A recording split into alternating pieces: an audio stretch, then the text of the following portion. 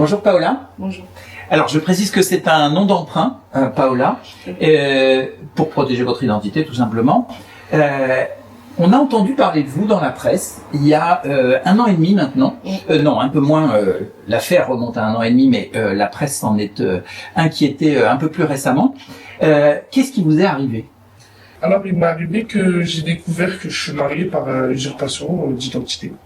Alors, que je comprenne bien, ça veut dire que vous n'êtes pas marié, mais que quelqu'un s'est marié en se faisant passer pour vous, ou en utilisant en tout cas votre identité. Voilà. Et c'était à Beaumont. À Beaumont-sur-Oise. Alors, comment c'est possible ça? Bah, c'est possible si une femme ramène des documents avec un homme et qui présente à la mairie. Racontez-nous, comment vous avez découvert que vous étiez marié à un inconnu, dans une ville inconnue, parce que vous n'êtes pas de Beaumont-sur-Oise? Non. Alors, je suis pas de Beaumont-sur-Oise. Ma mère, en fait, est partie à la Garenne-Colombe pour chercher un acte de naissance et regarder s'il n'y avait pas de faute sur son nom de famille, parce qu'il y avait une faute sur le nom de famille de ma mère. Et comme au mariage de mon frère, elle s'en est rendu compte, donc elle a voulu vérifier pour moi aussi. Et du coup, elle s'est rendue compte que je suis marié. Et donc un jour, elle m'appelle, elle me dit, écoute, faut qu'on se voit, on va signer les papiers pour mon fils. Et puis en même temps, elle m'a dit, écoute, est-ce que tu as quelque chose à me dire? Je lui dis non, j'ai rien à te dire. Enfin, c'est déjà tout, c'est ma mère. Et après, elle me dit, bah écoute, moi j'ai vu sur ton acte de naissance que t'es marié. Donc que je comprenne bien, votre maman, elle découvre par hasard, en faisant une démarche administrative logique, normale, Oui. pour votre frère, à la Garenne-Colombe, que vous êtes marié. D'abord, elle croit que vous l'avez fait dans son dos, et puis finalement, elle vous en parle. Et c'est pas le cas, vous ne vous êtes pas marié. Alors, qu'est-ce que vous faites ensuite? Bah qu'est-ce que je fais ensuite? Bah au départ, je rigole parce que je pensais que c'était une blague. Hein. Bien sûr. Donc pour avoir confirmation, le lendemain matin à 9h, j'étais déjà à la Garenne-Colombe, à la mairie. Et je leur ai demandé, bah apparemment, paraît-il que je suis marié. Donc je leur demande l'acte de naissance et tout. Et puis je vois effectivement que je suis marié. Donc là, le premier réflexe, c'est bon, je fais une crise de tétanie, je suis en pleurs, enfin je comprends pas ce qui m'arrive, quoi. Donc je vais au commissariat qui est à 200 mètres et puis je porte plainte. D'accord. Et vos papiers d'identité, vous avez été volés avant? Oui, ils m'ont été volés avant et j'avais été agressé, donc c'était assez corsé. Donc, on vous a agressé, on vous a volé vos papiers d'identité, ça c'était bien avant l'affaire. C'était août 2024 qu'ils m'ont agressé. En août Et 2024. le 6 décembre 2024, ils se sont mariés avec mes papiers. Et bien entendu, vos agresseurs, enfin contre vos agresseurs, vous aviez porté plainte. Oui, j'ai porté plainte contre les agresseurs. Il n'y a pas eu de jugement, il n'y a toujours pas de jugement sur l'agression. Mais la gendarmerie ou la police savent donc qu'on vous a volé vos papiers. Oui. Et pourtant, des mois après, la mairie de Beaumont enregistre un mariage avec une femme qui produit vos papiers d'identité volés. Oui. Alors, quand vous vous apercevez de tout ça, vous reportez plainte, du coup, pour usurpation d'identité, du coup, sur ce mariage, c'est ça? Bah, du coup, j'ai porté plainte le mercredi contre l'usurpation d'identité. Et puis j'ai cité les faits, ce qui s'est passé, et puis qu'on m'a usurpé mon identité et que je ne retrouve rien non plus. Donc j'ai Ça, cité c'était tout ça sur la plainte. Bah, c'était le lendemain en octobre, je ne peux pas vous dire quel jour, mais c'était en octobre 2025. Ouais. D'accord. Et vous n'aviez pas contacté à ce moment-là la mairie de Beaumont-sur-Oise? Non. D'accord. Qu'est-ce que vous disent les policiers? Bah, au départ, ils y croient pas, en fait. Donc, j'ai dit, écoutez, monsieur le PJ, moi, s'il faut que je porte plainte contre tout le monde, je porterai plainte contre tout le monde. Parce que lui, il n'a pas compris. Il pensait que j'allais porter plainte contre le mari. Donc, j'ai dit, non, monsieur, ça va être la mairie, le mari, les témoins. Oui. Ça va être tout le monde, quoi. Évidemment, il faut qu'ils répondent chacun répondre, quoi. Oui, bien sûr. Et après, ça se décide en justice, c'est le juge qui détermine la responsabilité des uns et des autres. C'est ça. Ok. Et alors, depuis cette enquête, d'abord côté police, vous en avez entendu parler de nouveau? Alors, côté police, apparemment, la plainte était au parquet de Nanterre. Après, elle est partie au parquet de Paris. Parquet de Paris, elle est partie à Pontoise. Et Pontoise, elle est retournée à Paris. Donc, je sais pas si c'est pour faire une jonction des deux plaintes, du coup, entre l'usurpation et l'agression. Ouais. Et je sais pas, j'en sais pas plus. Pour l'instant, le parquet de Paris, et on attend les investigations. D'accord. Vous avez pris un avocat ou une avocate. D'accord. Ouais. Ok. Et alors, à un moment, vous vous tournez vers la mairie de Beaumont. Oui. comment vous procédez? Moi, je suis passé le lendemain, même pour vous dire, le lendemain de ma plante, je suis parti à Beaumont, ils savaient que j'allais passer. Et j'étais très calme, hein. Je leur ai parlé assez soutenu par contre, parce que c'était un peu dur pour moi de digérer le fait que je suis marié sous usurpation, que en fait j'ai dit à la dame, donc ça veut dire que je peux prendre vos papiers et me marier à votre place. Enfin, tout le monde peut le faire dans ces cas-là. Donc c'est vrai que j'étais assez remonté contre la mairie, et toujours aujourd'hui. Hein. Donc, ils se sont excusés, j'imagine. Non, ils se sont pas excusés. Le maire n'a pas pris la peine de m'appeler ou de s'excuser, ou même de venir me voir. Il n'est pas venu vous voir. Non. Mais c'est quand même une affaire énorme. Il vient pas vous voir. Non. Ok. Et alors, cette dame à qui vous parlez, c'est celle qui s'est occupée de votre mariage, enfin de votre mariage, du faux mariage ou du mariage blanc. C'est celle qui s'est occupée de la validation du dossier de mariage. Et alors, qu'est-ce qu'elle vous donne comme explication? Elle vous croit d'abord? En fait, avant même qu'elle montre le dossier de mariage, je lui ai montré la pièce d'identité sur mon téléphone, qui était volée. Je dis, c'est celle-là qu'ils vous ont présentée, et puis je lui ai ressorti la nouvelle, celle que j'avais. Et puis elle m'a dit, oui, c'est celle-là. Et alors, quand même, ça veut dire que l'épouse qui a usurpé votre identité, vous ressemblez alors? Parce que quand même, il y a une photo sur une carte d'identité. Ce que je lui ai dit, c'est que ça veut dire à ce moment, on se ressemble tous. Ouais. Ouais. Bon, elle n'a peut-être pas fait attention, mais c'est une négligence. On voit quand même le petit tatouage sur la carte d'identité. Après, elle me dit que peut-être que c'était, vous savez, il y a des petits secrets. Vous avez un signe distinctif, ouais. Bon. Ok.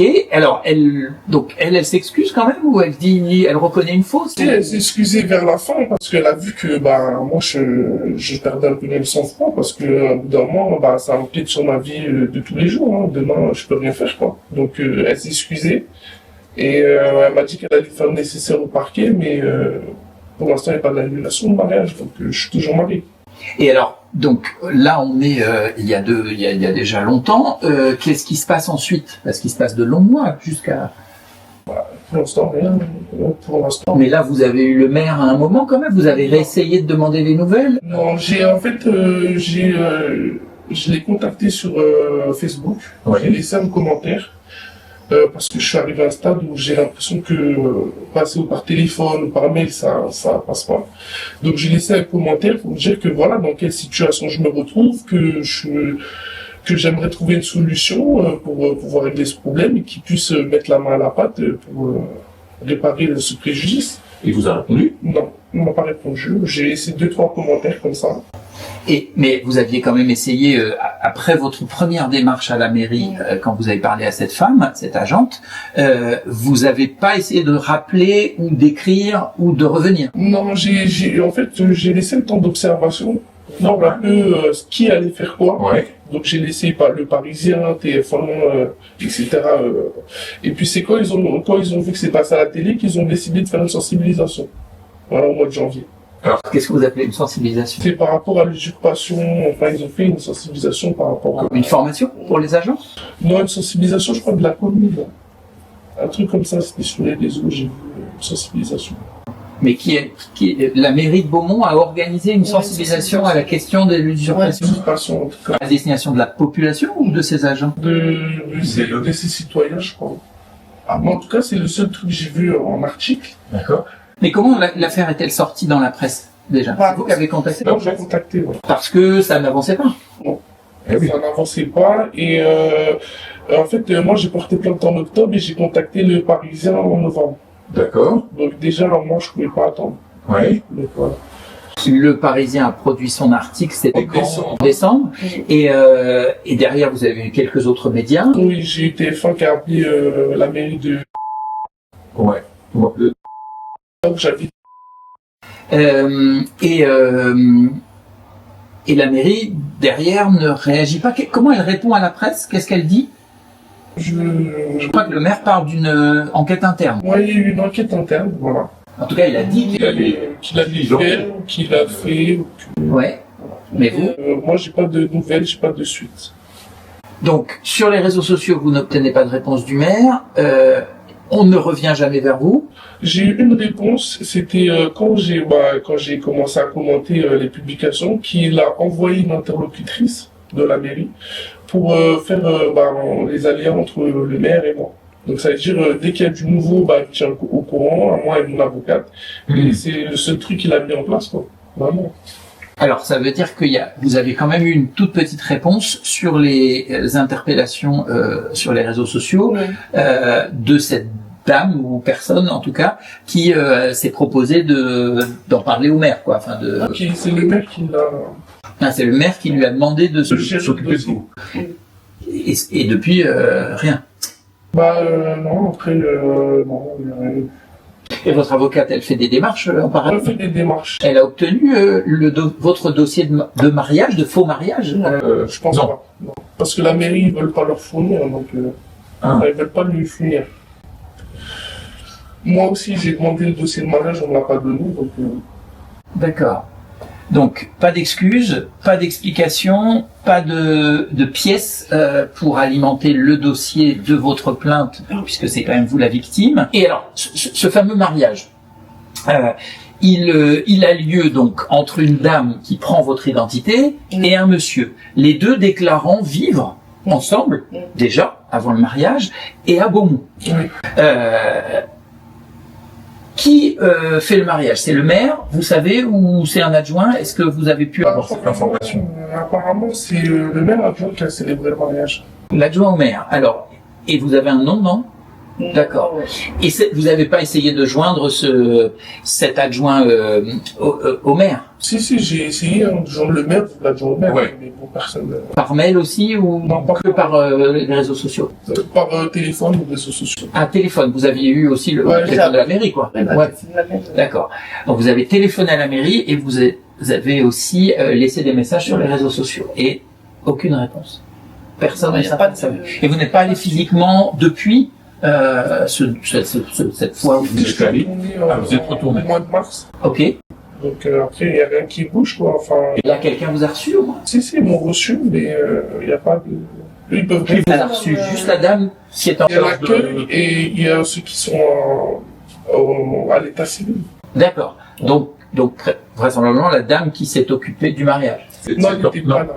Donc quelqu'un d'autre vous a reçu, mais pour vous dire qu'il n'y avait rien de nouveau. Non, il n'y a rien de nouveau, que, en gros, la procédure, elle va suivre, que si eux, ils ont d'autres informations, ils vont me dire, et que eux, ils ont dit que normalement, ils peuvent pas annuler, enfin, ils peuvent pas effacer le mariage. Donc moi, ça m'a énervé. Je dis, moi, je peux pas garder un mariage enfin, c'est usurpé, c'est pas un mariage qui est consenti, donc non. Et qu'est-ce qu'ils vous ont dit des mariés en votre nom, notamment pour l'épouse, puisqu'ils sont censés habiter Beaumont? Ils ont forcément la mairie, quand elle a su que le mariage était faux, elle a essayé de les contacter pour vérifier.